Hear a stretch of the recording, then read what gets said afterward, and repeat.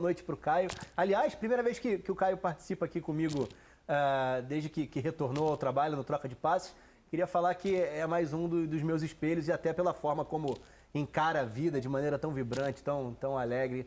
Cara, você também é uma referência aqui pra gente, você sabe disso. Muito bom ter você de novo aqui no Troca. Boa noite. Obrigado, Rafa, PVC, um abraço. Arrebenta agora nessa nova função. Você é polivalente, craque, é aqueles coringas que todo técnico quer ter no time, entendeu? Você coloca ele como comentarista, ele vai bem, você coloca ele como apresentador, ele vai bem. Então é sempre um prazer estar com você, amigo. Obrigado, Caião. E essa reinversão da lógica, né? Enquanto a gente espera os amigos da transmissão, o Guga e o Lédio vão estar aqui com a gente para destrinchar um pouco mais esse Internacional e Flamengo, mais uma boa apresentação do Flamengo, dá para dizer assim. Mas que impressionante, um Flamengo que vinha claudicante, digamos, né? Vinha um tanto oscilando, no pior momento do Renato, sem dúvida alguma, no comando, enquanto o Palmeiras se reorganizava, né? A sequência dos 6 resultados positivos, 1 empate, 5 derrotas, e de repente isso se perde completamente em praticamente... É que é um pouco mais de uma semana, né? São 4 vitórias do Flamengo, mas é impressionante o recorte das 2 últimas rodadas. Por mais que o Flamengo também venha da goleada contra o São Paulo. Que momento! E difícil o prognóstico para o dia 27, né? Hoje o Flamengo é favorito. O Flamengo está jogando muito mais que o Palmeiras. Agora, a gente não pode perder de vista que essa final é completamente bipolar, né? No dia 3 de novembro, os muros do Ninho do Urubu amanheceram pichados com a frase Renato burro. Se você voltar no tempo, dia 26 de setembro, a torcida uniformizada do Palmeiras publicou um manifesto dizendo contagem regressiva pela saída de Abel Ferreira e Maurício Gagliotti. Depois do dia 3 de novembro, 3 jogos depois do Palmeiras classificado contra o Atlético, 1-1 no Mineirão, depois o Palmeiras empatou com o Juventude, perdeu para o América e perdeu para o Bragantino. No dia seguinte, no dia do Mineirão, o Abel disse que estava respondendo para o vizinho chato. 3 jogos depois, o muro do Allianz Parque amanheceu pichado com a frase Abel, seu vizinho tem razão. Então, assim, é completamente bipolar essa decisão. Mas o Flamengo tem um time melhor. O Flamengo está jogando melhor. Então, a gente vai olhar para a decisão. Hoje, olhando para a decisão, o Flamengo tem favoritismo. Pelo menos por esse recorte mais recente e pela questão do time, isso faz todo sentido. Eu já vou apresentar aqui, dentro do Troca de Passes, a nossa dupla que participou da transmissão daqui dos estúdios, né? Tanto o Guga como o Led, boa noite aos amigos. Que Flamengo é esse? É o Flamengo avassalador dos primeiros minutos? É o Flamengo que se enrola um tanto dentro do jogo, pelo menos nessa partida de hoje, no momento em que tem a vantagem, acaba sofrendo um gol, deixa o jogo um tanto aberto. É difícil o prognóstico, não só do Flamengo, mas da decisão também. Boa noite, amigo. Tudo bem, Rafa? PVC, Caio, todo mundo ligado no Troca. Eu vou deixar a análise para o Led. Eu só queria, na esteira do PVC, eu acho que a César o que é de César, né? Diz o ditado. Enaltecer o jogo que fizeram Inter e Flamengo, porque dignifica 2 campeões do Brasil, da América, do mundo, espetacular, 2 times de peito aberto, querendo jogar futebol, não ficaram azucrinando a vida do árbitro, não ficaram cavando faltinhas, primeiro tempo num ritmo alucinante, muito acima de qualquer jogo em qualquer parte do mundo. Segundo tempo mais dentro do cansaço, da prudência, o Inter em cima. Adorei, foi muito divertido. Acho que colorados e rubro-negros têm que comemorar, pelo que, é claro que o torcedor do Inter mais preocupado com a vaga na Libertadores. Mas foi um jogaço, eu achei. A gente estava merecendo fazer um joguinho bom, né? Você vinha fazendo muito jogo ruim. Vinha.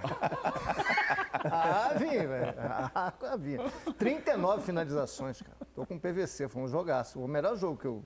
Pelo menos que eu tenha trabalhado no campeonato foi, né, PVC? Um dos melhores jogos do campeonato. O ano passado foi um dos melhores do campeonato. Talvez no Brasil, nesse ano, o melhor jogo talvez tenha sido a final da Supercopa, Flamengo e Palmeiras. Também, exatamente. Eu lembro muito do ano passado do Beira-Rio, que é uma coisa que reflete o Flamengo, né? Uma diferença dos jogos do Flamengo no Maracanã para hoje. Tem grama. Você viu que coisa incrível? Qual foi a melhor atuação do Flamengo, na minha opinião, no campeonato? Foi contra o Corinthians na Neoquímica Arena. É verdade. Por causa do gramado. Isso explica muito. Agora, já estamos com os melhores momentos aí na tela. Rafa, só para não fugir da sua pergunta, eu já vou passar para o Lédio também falar do Flamengo. Assim, não é que eu sou adivinho, mas eu já imaginava, mesmo com o Rogério Ceni, quando o Flamengo tivesse todo mundo à disposição, é outra história. Claro. É muita gente. O Gabriel hoje fez o jogo 17 dele, gente. O Gabriel não jogou um turno do Campeonato Brasileiro, a gente está na rodada 34. A Arrascaeta fez o 12º. Quer dizer, quando os caras principais estão à disposição, é outra história, é muita qualidade. Vocês perguntaram o que é melhor, né? Se a intensidade, a velocidade do Flamengo. Eu acho que a cara do Flamengo é aquela, dos 10 primeiros minutos, de muita velocidade, triturando o adversário. Foram fatais esses 10 minutos para o Inter. O Inter conseguiu se recuperar no jogo, mas o passivo já era muito grande. Não deu para conseguir chegar ao empate, mas o Inter equilibrou o jogo a partir dos 15 minutos do segundo tempo. Agora, o Flamengo não é um time taticamente perfeito, né? Ele dá muito espaço para o adversário, ele permite que o adversário tenha muito espaço para atacar. É que o Inter, no segundo tempo, como o Guga disse, cansou muito. Bateu o nervosismo, começou a errar muito passe, começou a tentar forçar muito passe. E aí baixou a produção ofensiva do Internacional. E o Flamengo continuou errando também em contra-ataques. Poderia ter aumentado o placar. E o Flamengo é um pouco dessas duas questões. É um time que tem uma rapidez, uma intensidade muito forte no contra-ataque. Tem um talento individual que ninguém discute. Agora, taticamente, ele dá espaço para o adversário contra-atacar. Alguns clubes já se aproveitaram disso no Campeonato Brasileiro. Outros não conseguiram. Tiveram essa oportunidade e não conseguiram. O Inter foi um deles. O Flamengo hoje jogou e deixou o Inter jogar. Só que o Inter se atrapalhou. O Inter tem suas limitações, não é o Flamengo. Deixa eu fazer uma pergunta para os amigos. Tem algum time no mundo com tanto volume ofensivo que não deixa espaço atrás? Eu acho que tem no Liverpool. Não é que não deixa espaço atrás, mas não é deixar tanto espaço atrás. Agora, é que o Liverpool não está. São times agressivos e equilibrados defensivamente. Né? O Liverpool hoje não é o melhor time da Inglaterra, né? O Chelsea é o líder. O Flamengo tem a segunda melhor defesa do campeonato, hein? É verdade. É verdade, não é um time vulnerável. É um time que às vezes cede o gol do Tyson. Às vezes eu me sinto no meio do caminho, sabe, Caioba, amigos? A gente pede volume ofensivo. Aí, quando um time entrega o volume ofensivo, a gente fica olhando para o espaço que deixa atrás. Quando tem um time defensivamente consistente, a gente acha pobre ofensivamente, que não chega a 2 gols de média por jogo no Brasileirão. Então, é duro, né, agradar a gente. Vamos combinar. O Flamengo chegou a 150 gols em 2021, só na temporada. O presidente do clube, chega o treinador e fala, vem cá, aqui é Libertadores da América. Esse negócio de São Paulo é problema deles. Se ajudar a cair, o palmeirense vai ficar feliz. Mas não pode ser o objetivo da instituição algo que, nesse momento, que não lhe pertence. O que pode pertencer ao Palmeiras? A Taça da Libertadores. Pode. A queda de São Paulo, problema de São Paulo. Se cair, o palmeirense vai para a rua, faz festa. Agora, ele vincular uma trajetória de Libertadores ao São Paulo é pensar muito pequeno. Aí o Abel, ainda bem que o Abel não fez um negócio desse. Porque é um cara acostumado ele vem de uma outra origem. Né?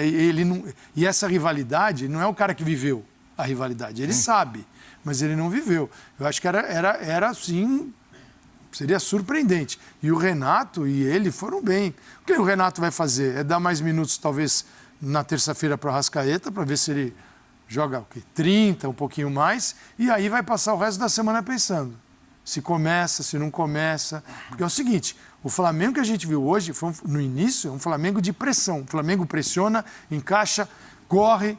Eu boto o Bruno Henrique passou por isso de perder o Bruno Henrique na quarta-feira contra o Corinthians. Ali já talvez ele tenha passado do limite. O Bruno Henrique, se não joga na quarta, estaria em campo hoje, jogando com o Flamengo, se preparando para a Libertadores. O Bruno Henrique entrou, perdeu o ensaio uma semana antes e vai passar essa semana mais de 10 dias sem jogar. Isso é bom para o Flamengo? Nem um pouco. Aqueles 3 pontos são ótimos, são sobre o Corinthians, mas vai mudar a história do Flamengo no campeonato? De jeito nenhum. Mas correu o risco de perder o Bruno Henrique. Para mim, ali, ele jogou no risco.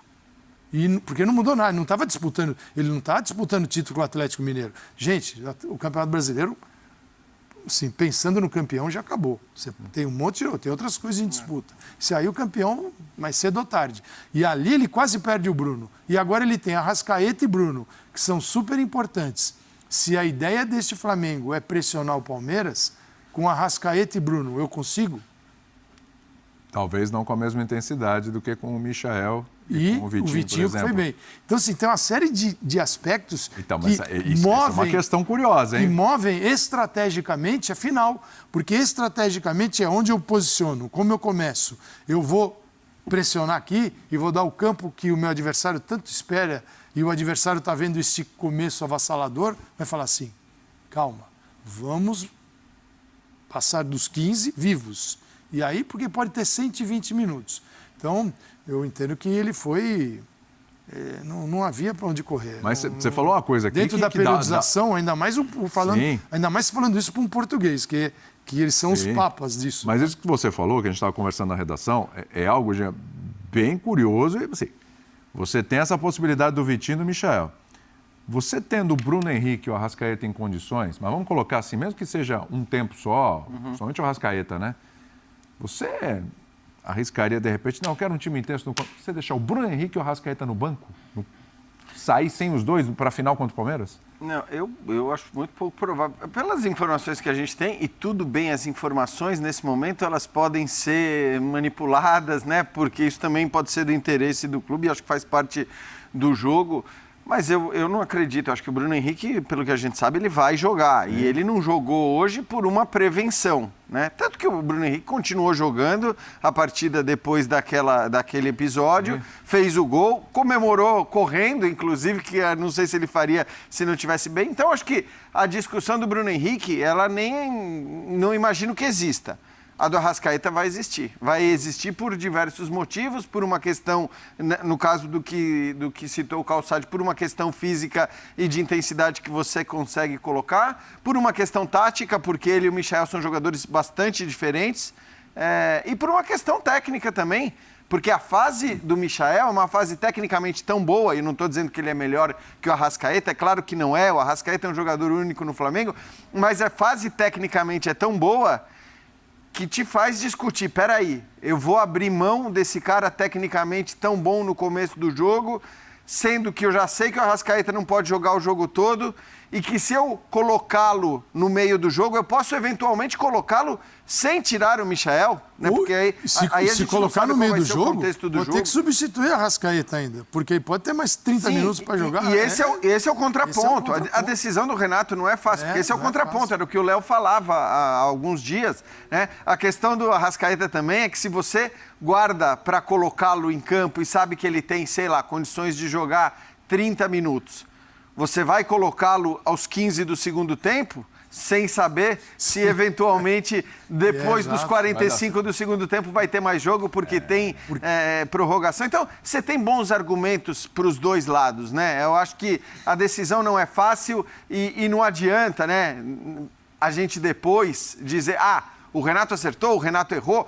Ganhe ou perca, porque às vezes você pode perder um jogo por outros motivos, mas muita gente pode dizer, perdeu porque escolheu a Arrascaeta ou o Michael, ou olha só como ele acertou, o time foi campeão porque o Michael foi decisivo. Então, eu acho que é bom a gente lembrar antes do jogo que você tem bons argumentos para as duas escolhas, né? Não é uma escolha fácil, é uma escolha que eu acho que vai ser escondida, ainda que o Renato já saiba hoje o que ele vai fazer, eu não acredito que ele vá divulgar com muita antecedência. A gente tem uma semana. Parabéns, e se der errado, deveria ter feito outra escolha, né? Basicamente é isso. A gente tem uma semana.